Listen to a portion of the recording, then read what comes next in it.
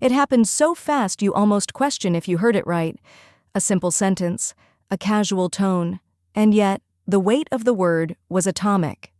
One of the boys laughs, leans toward David Woolley and says, "Hey Dad, can you pass that?" Kody hears it.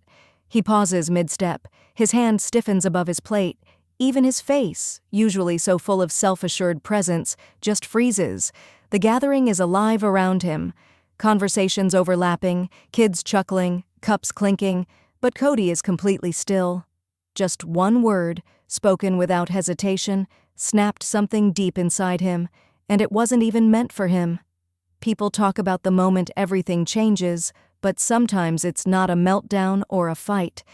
Sometimes it's quiet, casual, offhand, and that's what makes it devastating, because there's no yelling, no warning, no room to deny it. One word, and a father realizes his role has shifted, or worse, been replaced. And in that split second, the real question isn't, did they call David Dad? It's, when did Kody stop being that to them? Or did the boys simply decide on their own that they didn't need to ask permission to move on? This family wasn't always split. There was a time when they moved in rhythm, despite the weight of plural marriage. Despite the public stares, the judgment, the chaos of managing so many lives under one name, they fought to call it unity. And Kody, he liked that role, the head, the center, the one all roads came through. But cracks aren't always loud either. They begin quiet, under the surface.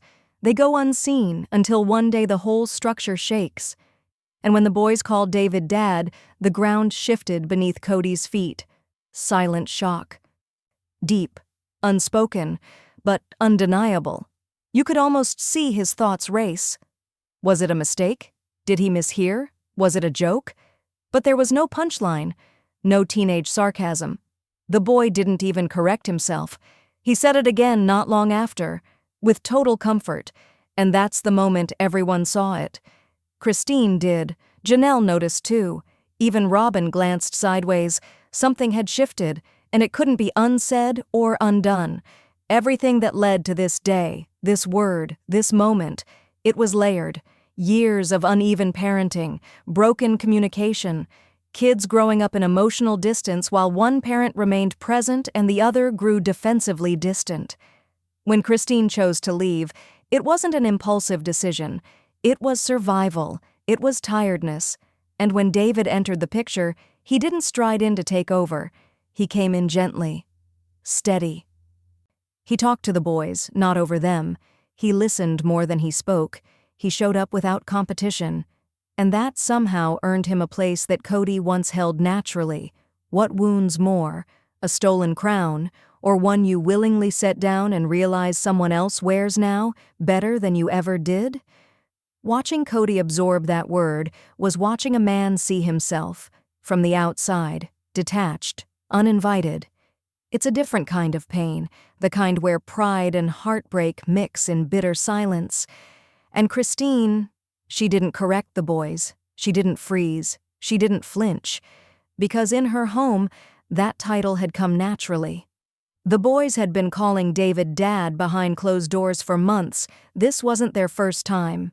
Just the first time Kody heard it, and no one rushed to fix it. No one turned to comfort him. The moment had arrived, and whether or not Kody was ready, he had lost something. It wasn't just the word, it was what that word meant now. Safety, support, trust. David had become that for them, and the boys, in their unfiltered way, had spoken the truth out loud. The room moved on, but Kody didn't, even if he smiled through it, even if he chuckled. His eyes never recovered from the hit. Something behind them dimmed. This wasn't the moment things broke. It was the moment the break became visible. The loyalty shift wasn't dramatic. It didn't come with yelling or slamming doors or betrayal. It came with peace, natural comfort, and that's what made it hurt most, because peaceful replacement is hard to defend. And Kody, for maybe the first time, stood on the outside of his own family and realized they weren't waiting for him to catch up. There was no battle left to fight. That moment wasn't the beginning of the end. It was the confirmation that the ending had already happened, and no one told him. Or maybe they did, in 100 different ways. He just never listened. Which leaves one final question hanging in the air, unspoken but undeniable. If the boys now see David as Dad, then who exactly is Kody to them now? Let me know when you're ready for the next part. It wasn't always like this. There was a time when the word family actually meant something in the Brown household, when dinners were crowded, chaotic, and full of noisy laughter, when the older kids still looked up to their father and the wives found a way to coexist under one shared purpose. Back then, it felt tight, not perfect, not easy, but held together by at least the illusion that everyone was still trying. Even if it was strained, even if it was breaking underneath, they showed up. They pulled the family wagon forward, together, or so it seemed. Christine used to smile through heartbreak. That was her role, the peacemaker, the mother of 6 who believed in the family dream even when it required her to crumble in quiet moments. She gave energy where it wasn't always returned, tried to raise her children to see the good in their father. But you can only bend so long before your back breaks. There came a point when the silence between her and Kody got louder than their words. Conversations became mechanical, then cold, then almost non-existent. She went from being a wife to being someone he had to check on once in a while. Her value dimmed in his eyes, and eventually, in hers too. Her decision to leave wasn't explosive. It was sharp, clear, and final. She packed up the pieces of her self-worth and chose healing, and when she walked out, she didn't look back in confusion, only clarity, not just for herself, but for her kids, because they were watching. They always were. And she knew. They were hurting too. Janelle held on longer, always the practical one, the peacekeeper in her own right, but different. She saw Kody's distancing behavior, but she rationalized it, believed things would correct themselves, that the family could still realign as long as she stayed neutral. Don't cause drama, don't make it worse. But time revealed what silence can cost, and as her boys got older, their disappointment started rising to the surface. They didn't want excuses, they needed presence, they needed to feel chosen. And when Kody began prioritizing only one corner of the family while emotionally abandoning the rest, Janelle couldn't keep pretending he had valid reasons. The weight of being the one to carry the emotional labor started breaking her down, and the resentment didn't come out of nowhere. It built one ignored conversation at a time, one missed football game, one passive-aggressive lecture, until the glue she was trying to hold the family together with completely gave way. But the real heartbreak landed quietly, through the kids' eyes. It wasn't sudden. It was slow erosion. Kody didn't scream or disappear overnight. He simply stopped connecting. The older children, the ones who held onto old memories of love and tradition, began to feel themselves being filtered out. Christmases without contact, phone calls left unanswered. Harsh arguments about loyalty and obedience when all they wanted was warmth. These kids didn't defect from their father. They outgrew the silence. And at some point, the emotional bank account Kody had built ran dry. He didn't see it because he believed leadership would always equal loyalty. But leadership without love turns cold, and that cold invaded the home. The younger kids in Robin's house still had the structure their siblings lost. They had dinners and smiles and their dad present in real time. But the disconnect wasn't about screen time or distance. It was about who their father showed up for, and who he decided didn't deserve that anymore. That's where it collapsed, not with drama, not with yelling, but with slow, creeping abandonment dressed up as discipline. And Christine's boys? They saw all of it. This wasn't a house divided in one moment. It was a home pulled apart inch by inch, stretched between expectations and emotional inaccessibility. By the time David's presence came into focus, the boys had already mourned the idea of who their father should have been. They weren't replacing him, they were healing without him. That's what makes this story hit so deep. It's not just about Christine's journey. It's not just about Janelle's strength. It's about what the word dad stopped meaning inside that home and what the boys were quietly looking for all along. Christine didn't just leave a marriage. She reclaimed herself. For years, she wore patience like armor. Smiling through tension, laughing through rejection, she played the part because that's what she was taught to do. Be supportive, be quiet, be grateful. But deep down, Christine knew something was wrong. It wasn't about jealousy or competition. It wasn't even about the plural marriage getting harder. It was about being invisible in the one relationship where you should have felt seen, loved, picked. She watched her children grow up in a house where resentment lived in the walls, where promises were spoken loudly and love was shown selectively. And no matter how many birthday parties she planned alone, no matter how many nights she sat comforting their tears, Christine never said a word against their father. Not at first, because she believed they deserved hope. But eventually, the truth got heavy, too heavy, and she wasn't going to let them carry it anymore. When she chose to stand up and walk away from that marriage, there wasn't a big explosion. There was calm, peaceful heartbreak. Her boys didn't cry out in confusion. They understood. More than Christine ever wanted them to. They had already felt the distance, already suffered the withdrawal of a father who only made time for children who didn't push back. And Christine, with every bone in her body, decided she was done making excuses for that. She didn't introduce David as a replacement. She didn't push the kids to accept him. She wasn't even looking for validation. She just wanted truth. Openness, someone who could share life's little things again, cook together, listen without judgment, be there, really be there.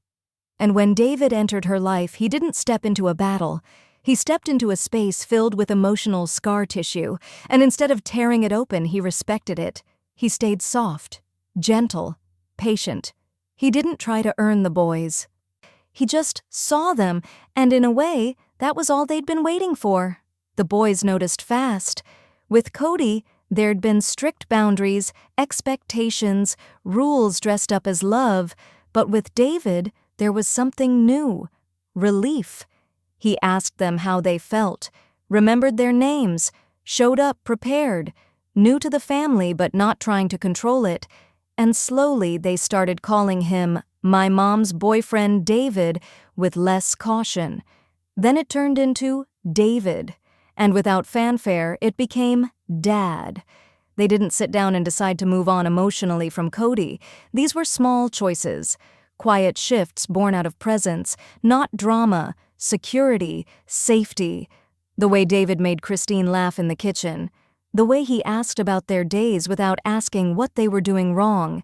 He became part of their healing, not because he forced it, but because he offered space for it to happen. Christine knew the cost of pretending everything was okay. She refused to do that anymore, especially for her kids. Her boundary wasn't just for herself, it was for them. She let them speak more freely, let them grieve. She didn't villainize Kody out loud, but she stopped hiding the facts, the emotional absence, the missed milestones, the respect that never went both ways. And in that raw honesty, her children found a freedom they'd been missing. Emotional safety, something they didn't get when every disagreement with their father was turned back on them as rebellion. Christine didn't need her sons to reject their father. She just needed them to feel heard. Finally, the bond the boys have with David wasn't built overnight. It was built in the gaps Kody left behind. Not from revenge, but from reflection. Christine doesn't call this a win. It's not triumph. It's not replacement. It's what survival looks like in action, and watching her boys slowly feel loved again, for who they are, not for how obedient they can be. That's the victory she never needed to announce. It's the kind of peace that requires no explanation. And maybe that's what hurt Kody the most. Not that David took his place, but that Christine never had to force it. He watched the title of Dad pass hands, not out of anger, but because love found a way back in, and no one was waiting for his permission anymore. It didn't start with the boys calling David Dad. That word was only the final crack in a wall that had been crumbling for years. What stung wasn't the word, it was the silence that came before it, the years of retreat, blame. Cold distance, one moment after another where Kody had the chance to lean in and instead stepped back. The boys didn't stop calling him Dad all at once. They stopped showing up emotionally, then mentally, and eventually, physically. There were signs, so many. The missed calls that weren't returned, the texts left unread, the holidays split, not by schedule, but by choice. When Garrison and Gabe started pulling away, Kody focused on their attitude, their tone, their so-called disrespect. But he never looked at what came before that. He never sat down and asked, why are they angry? What did they lose? Because that would have meant owning part of it. And instead of reflecting, he reinforced the wall. With rules, with resentment, with one narrative, they had changed, not him. But loyalty doesn't grow in control. It grows in connection. Time, real conversations, accountability. The boys watched it all.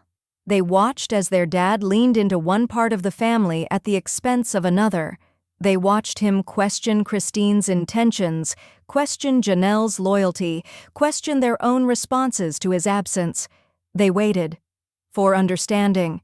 For clarity. For something different. It never came. So they adjusted. Viewers saw it long before this moment, the growing space in every interaction, the measured words, the drying energy, the tension in every exchange where a son tried to speak truth and a father heard only defiance. And the boys, they stopped arguing. Not because they stopped caring, but because caring too much was exhausting. Trying to prove they were worth showing up for was costing more than it gave. And somewhere along the line, they realized maybe they didn't need to scream for attention. They could find peace where it was offered. That's where David slowly became part of the picture. Never replacing, never demanding. But stable, calm, responsive. The energy shifted when he was around. The air was easier to breathe. The conversations didn't revolve around whose side they were on. There wasn't pressure. There was presence. For Kody, the biggest betrayal wasn't the word dad, it was everything they didn't say leading up to it. The boys didn't sit him down, didn't write him letters, didn't give him an official declaration. Instead, they gave him subtle messages he didn't pick up on, maybe because he was too focused on being right to realize he was being replaced in silence. No dramatic speech, no confrontation, just decisions. Choosing not to join family trips where they felt unwelcome, choosing not to call when the calls only led to tension, choosing to share their wins with someone who didn't respond with judgment or reminders of their shortcomings. These were choices made by young men carving out emotional stability for themselves, not because they were trying to hurt their father, but because they were done begging him to protect a bond he didn't treat like it mattered. This gathering, this simple family meal, wasn't the turning point. It was the confirmation. David didn't need to be asked to show up. He was there. And the boys? They gravitated toward that, not with drama, but with a quiet kind of truth. So when one of them called David Dad in front of Kody, it wasn't a slip. It wasn't planned. It was real. The result of what had already been happening for a long time, spoken now, naturally, effortlessly, because they had already honored that word with someone who earned it. And Kody heard it. Too late.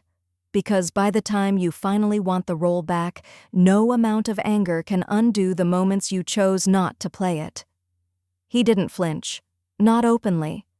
Kody stood there, frozen in place, holding a plate that suddenly seemed far too heavy. His mouth didn't move. His eyes didn't blink. But everything about his expression collapsed in on itself. There wasn't rage in his face. It wasn't the fire that viewers have come to expect when things don't go his way. What we saw was something darker, sadder, emptier. This wasn't fury. It was devastation. It was wounded pride breaking under the weight of reality. For a few painful seconds, it looked like Kody forgot how to respond. His hand hovered like he was about to move, but every muscle in his body said otherwise. His jaw tightened, his arms stiff, but his eyes gave it all away. That familiar fire had faded, replaced by something more haunting. A man staring into a space he didn't recognize anymore. Or maybe, a family he didn't recognize as his because they no longer looked at him like he belonged. He didn't ask for the title, but he always expected it. Kody built his identity around being the father leader, the one everyone listened to, sought approval from. He took pride in being the center of the family web, everything spinning outward from his decisions, his presence. But now, that web was tangled, disconnected, and he was standing where the center used to be, painfully aware no one needed him to hold the strings anymore. It wasn't supposed to be like this. In his mind, no matter how strained things got, he was still dad. Still the one they'd respect, even if they resented. Loyalty, to him, was not just expected. It was owed. And when it wasn't given, he saw it as betrayal, as rejection of his entire role. His love often came with a ledger. Show me obedience, I'll give you time. Disagree with me, I'll call it disrespect. The boys stopped playing that game a long time ago. And Kody wasn't listening then. Now he was being forced to hear it in the most intimate way, through silence, through side glances, through a simple sentence casually calling another man the name he once carried with pride, and still he said nothing. That was the loudest part. No correction, no outburst. No attempt to reestablish authority, because something in him knew. If he had to ask for the title back, it was already gone. What makes this moment so devastating isn't just what was said, it's how deeply it undid him. This isn't the man who used to pace with conviction or speak with force behind every word. This is a man hollowed out, watching a role dissolve in front of him. He once considered these boys rebellious for not falling in line, but now their quiet distance feels more defiant than any argument ever could, and still, Kody frames his absence with reasons: protecting his peace, prioritizing relationships that still show him respect, setting boundaries where he feels offended. But where is love in that logic? Where was the effort? He told the cameras more than once that he struggled to trust people who disrespected him, even if they were his own kids. But has he ever asked why they stopped trusting him first? He withdrew, then blamed them for not waiting. He got quiet, then accused them of abandoning him. He drew lines, and then resented them for crossing. And now, when those choices come full circle, he doesn't shout. He doesn't fight. He just watches. That's the most painful part, because this isn't a man who just lost a moment. He lost something he didn't notice slipping away. And maybe this time there's no big speech that can bring it back. Maybe no amount of control can fix what emotion neglected, because identity without connection is empty. And Kody is only just realizing, without the relationship, the title means nothing. David doesn't speak loudly. He never had to. His presence is calm, steady, the kind that doesn't walk into a room and take over. But somehow, his presence fills the space anyway. From the start, he showed up without needing to prove anything. He didn't try to win anyone. He didn't try to act like a father. He just was there, present, consistent, listening without judgment, existing as a safe place in a world where these boys hadn't had that kind of male energy in a long time, maybe ever. There's something powerful about a man who doesn't demand respect but earns it anyway, who doesn't impose himself into emotional space that isn't his, but still finds a way to be needed just by being real. David didn't need titles, didn't need gratitude. He just saw Christine's kids for who they were, young men carrying the weight of being half unparented for years. He didn't flinch at their anger, didn't puff up in the face of their defense walls. He wasn't in competition with their father. He wasn't trying to undo their pain. He was simply there when they finally stopped pretending they were fine. Christine noticed it before anyone else, the way her boys relaxed around David, the way tension dropped around the dinner table. There wasn't fear anymore, no performance, no under-the-surface worry that one wrong word would spark a lecture or trigger silence for weeks. David never made excuses for Kody, but he never trashed him either. He didn't have to. He understood one simple truth: the scars were already there. The only way forward was to be the kind of man who didn't add more. Over time, the impact became undeniable. The conversations got longer, the laughter more frequent. Gabe and Garrison started asking him for advice. Yard work turned into bonding. Football games became shared afternoons, no pressure, no expectations. And somewhere, without anyone realizing, David stopped being Mom's boyfriend. He became something more, someone trusted, someone real, someone stable. Kody must have felt it, even from a distance. He's not clueless. He saw how quickly the kids opened up to someone new while his own calls went unanswered. He heard the comfort in their voices when they spoke about David, not with excitement or praise, but with that calm, steady tone that people use when they talk about someone they feel safe with. That alone said everything. What made it sharper was the ease. There was no resistance. Christine didn't have to force them to accept David. She didn't need to sit them down or explain his role. There was no awkward transition because, emotionally, the boys weren't clinging to what they had with Kody. They were already letting go. David simply stepped into the emotional space Kody had been leaving behind for years. But this wasn't about replacement. This was about connection. Kody often confused obedience with love. He wanted the kind of respect that came from power. But kids don't respond to power forever. They respond to presence, empathy, sincere investment in who they are, not what they can offer. And David, quietly, without ego, provided that. He didn't use his relationship with Christine to leverage influence. He let the boys speak, ask, even pull back if they needed to. And slowly, they moved closer. Not because they were told to, but because it felt right. Because in David, they didn't feel like burdens. They felt like sons. Christine knew the difference. She saw the lightness in her boys that hadn't existed in years. The emotional safety made her breath easier, too. She had taken a risk choosing someone new, trusting again. And in David, she found not just a partner, but a pillar. So when the boys started slipping that word into conversation, when David slowly became dad, it wasn't forced. It was natural. And Kody? What pierced him the most was that this shift happened without a single confrontation. No rebellion, no open wound, just ease. David didn't steal anything from him.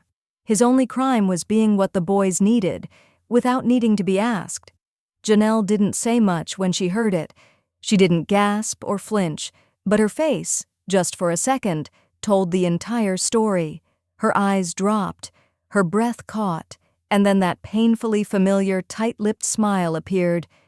The one she's worn too many times over the years. Calm on the outside, storm on the inside. The moment her boys called David Dad wasn't only a blow to Kody, it was a wake-up call for Janelle. One filled with more than just sadness. This one carried the weight of regret. She was the loyal one, the steady one, the one who always tried to hold the line between letting her feelings simmer and staying in the game. She believed in her family. She believed that sticking it out would mean something in the end. That compromise and patience would eventually rebuild the fractures starting to form. And when Kody pulled back, she filled in the gaps, convinced that it was temporary, that he'd return to balance once things settled again. But things never settled, they only stretched more thin, and her boys, especially Gabe and Garrison, were the ones quietly caught in the middle. No dramatic outbursts, no crying fits, just that slow, hungry kind of detachment kids develop when they stop believing they're a priority. And Janelle sees it now, in full view, so clearly it almost knocks the wind out of her. These weren't just boys growing up and pulling away. These were sons who were emotionally starving for a presence that tried to call itself father, but rarely acted like it. She watched them wait by the phone, try to reconnect with their dad, even fight with themselves when anger started to show. And every time it didn't get better, Janelle would say things like, "He's just stressed. Give him time." She coached forgiveness in them while quietly internalizing her own heartbreak. She thought protecting Kody meant protecting the family. But all it ended up doing was stretching the silence longer, and now she's looking at the aftermath, not as a wife, as a mother. When David came into the picture, Janelle wasn't threatened. She was hesitant, maybe, curious, watching from the outside, not ready to speak one way or another. But what she couldn't ignore was the peace on her kids' faces, the kind she hadn't seen in years. Her sons didn't see David as a stranger. From very early on, they saw something they recognized: safety. And it hit Janelle hard because deep down, she knew they never looked at Kody that way. Not in a long time. What David gave them wasn't permission to forget their father. It was a model of what respect looks like without conditions, what interest sounds like without authority, what showing up really feels like. She stood by Kody for decades. Navigated plural marriage, shared holidays, packed moving boxes, sacrificed emotional security for family unity, but what she sees now breaks her more as a mother than as a past partner. Because the cost of staying too long wasn't just her own peace, it was time her boys spent questioning their worth, waiting for something that never came. And now, watching them lean into a man who gives without needing control, who speaks without talking down, who listens without judgment, that's what shatters her most. Because no one ever had to tell them David was different. They felt it, right away.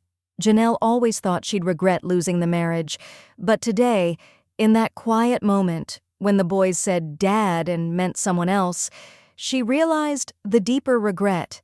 She stayed loyal to the wrong thing for too long, and her boys paid the emotional price. What hurts more than heartbreak is the truth that you could have stepped away sooner, not out of anger, but out of love for the ones watching you tolerate less than you deserved. And Janelle feels that now, like a bruise beneath the skin. She wanted them to have a father. But what they needed was something Kody never gave. And David is doing it without even trying. Robyn didn't create the divide, but she's standing right in the middle of it. Not with a fight, not with harsh words, but with quiet choices that kept one version of family intact while letting the other fall apart. She calls herself the protector of the family, the one who wants unity. But that unity only ever seemed to thrive in her corner of the house. Her kids still call Kody Dad, like it's sacred. They see him every day, they feel his presence, they enjoy his attention. To them, he's stable, available, exactly what a father should be. And maybe that's what makes the fracture even more painful, because not all the kids got the same father. Robyn has said many times that she wants the family together, whole and strong. But wanting peace and making space for pain are two different things. Anytime Christine or Janelle brought up how their kids were being emotionally neglected, Robyn wanted to keep the conversations polite, private, controlled. But healing doesn't come from ignoring hurt. And the deeper the hurt grew, the more Robyn's silence felt like complicity. Behind closed doors, her children weren't missing Kody. They had him. Birthday dinners, vacations, game nights. He was engaged. They felt chosen. That energy didn't make Robyn the villain. It made her comfortable, too comfortable. She didn't question why Kody was showing up differently in one part of the family than the other, or if she did, she didn't say it out loud. And when Christine left, Robyn grieved the loss of the family unit. But what she never fully acknowledged was this: Christine wasn't running from plural marriage, she was running from being forgotten in it. The split wasn't just between wives, it was showing up in the kids, in who Kody prioritized, in who got reprimanded versus who got protected. And Robyn's loyalty to her home, to her security, meant she never interfered. She reminded others to stay loyal, to try harder, to not give up. But she never turned that advice inward, never asked herself whether keeping things peaceful in her space meant ignoring the chaos rising in everyone else's. She probably didn't intend to be a wedge. Robyn loves her family, but her version of that love required others to stay silent about their pain for the sake of holding on to what once worked. And when the family started crumbling, she clung harder, hoping that if the rest just waited, obeyed, forgave, things would go back to how they were. But how they were wasn't working. Not for Christine, not for Janelle, and not for the older kids already slipping away. And now, She's watching in real time how that silent divide has formed. On one side, Robin and her children, bound tightly to Kody in their daily life, trusted, prioritized, protected. On the other, Christine and her kids, finding healing outside of that circle, not through rejection but through freedom.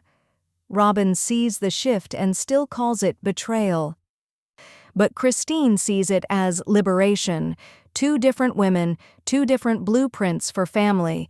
And the more Robin pushes to pull everyone back into one picture, the clearer it becomes that picture isn't possible anymore.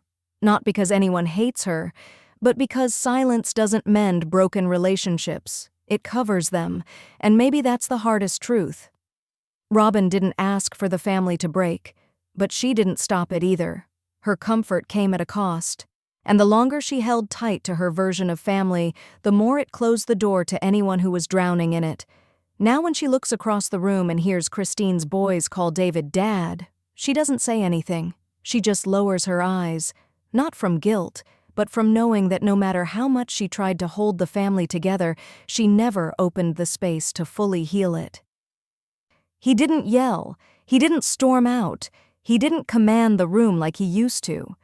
Kody sat there, still, lips pressed tight, hands clenched in his lap, not out of rage but something more fragile. Defeat. The kind that doesn't show up with fire but with silence so loud you could feel the air shift around him. He didn't leave the table, but emotionally, he was already gone. Watching the people he once held closest rewrite the word family without him in their blueprint. It wasn't jealousy that passed through his eyes when the boys called David Dad. It was something deeper, sadder. It was the realization he had lost something sacred, and no one had waited for him to notice. All Kody ever wanted was control. Not in the harshest sense, but in the way that made him feel secure. If he could manage the family, schedule the birthdays, lead the conversations, set the pace, he could hold on to the illusion that everything was fine, that love and order were the same thing. But now, across that table, all the old rules were shattered, the structure gone. He wasn't the center anymore. He was a shadow, present, but not seen the way he used to be. For years, Kody blamed disrespect for the growing wall between him and his sons. He called them disobedient.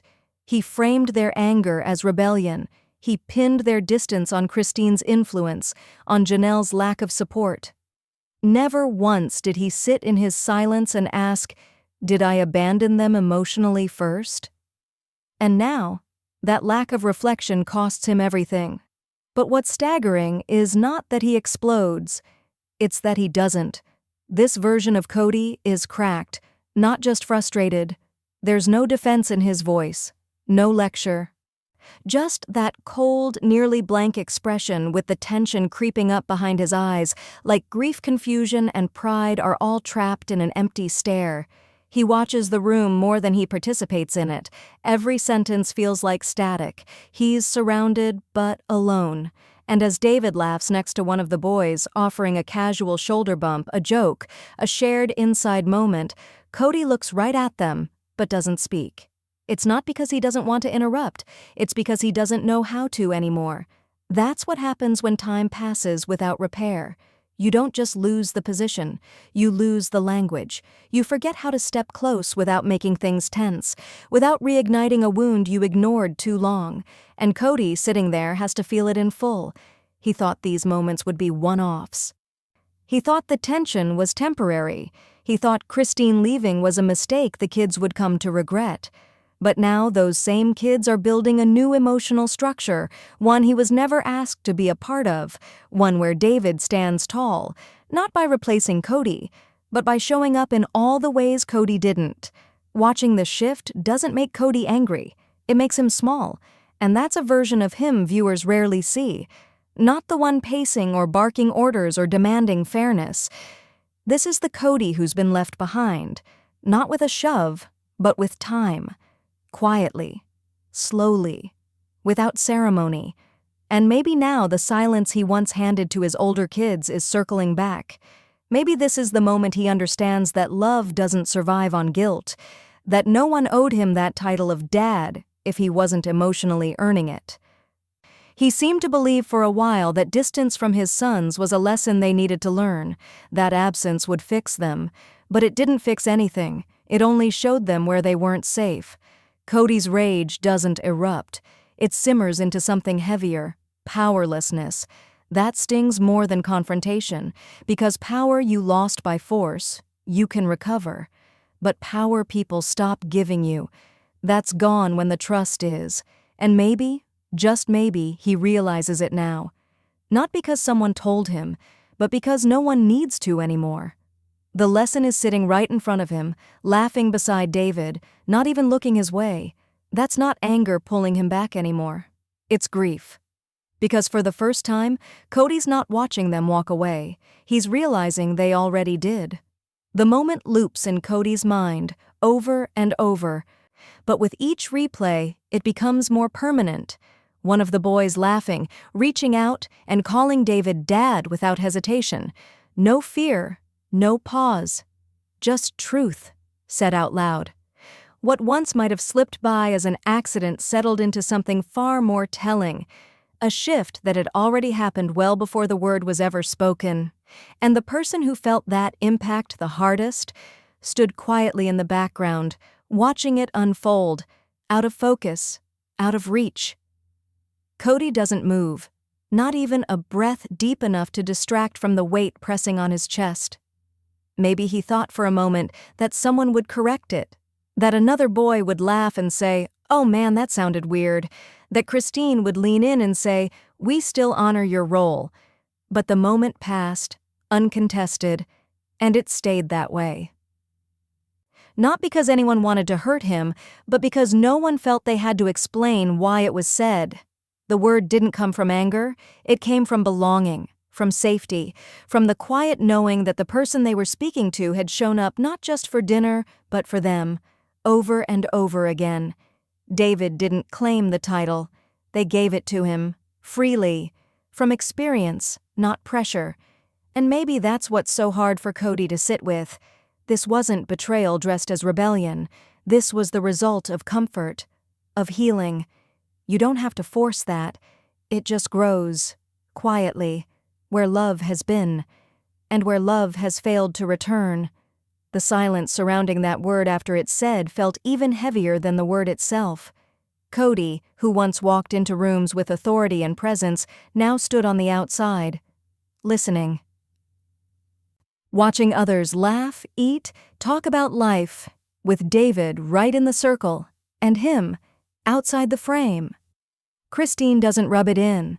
She doesn't gloat, or smirk, or twist the moment. She simply continues sitting in that feeling of peace. She's no longer trying to hold 5 identities together. She's focused on one now, being a present, grounded mother in a space where her kids don't have to shrink themselves just to be accepted by someone who claims to love them. And Janelle, sitting a few chairs down, catches Kody's eyes just once. That glance says everything: pain, history, regret, understanding. Because she too realizes this didn't happen overnight. It wasn't one argument, one overlooked birthday, one broken promise. It was years. Years of slowly turning his back while asking why no one was standing beside him anymore. This moment, this one word, Dad, it wasn't premature. It came after they accepted he hadn't really been showing up as one, and when boys grow into men without consistent love from the one who should have offered it unconditionally, they don't wait forever. They find it where it's safe, where it's present, where it feels like home again. It should have been Kody, but it wasn't. And David didn't steal anything. He held space. That's it. And holding space turned into bonding. Bonding turned into trust. Trust turned into belonging. Belonging became love, and eventually, love invited that one word to be said, without force, without fear, without guilt. Kody stands there, stuck between the past he thought he could keep and the future he never imagined he'd be excluded from. And the saddest part? There's no big moment to fix it, no storm to weather. This long goodbye already happened, he just didn't hear it. So, what's more true? Was Kody replaced? Or was he simply absent too long to hold a title no one felt anymore? Because love doesn't stay where it's only demanded. It stays where it feels safe, where it feels seen. And maybe that's the simplest, most painful truth hiding inside all this. If the boys chose who felt like a father, did Kody really get replaced, or did he slowly give that place away? Let me ask you, if you were one of those boys, would you have done anything different? Let me know in the comments.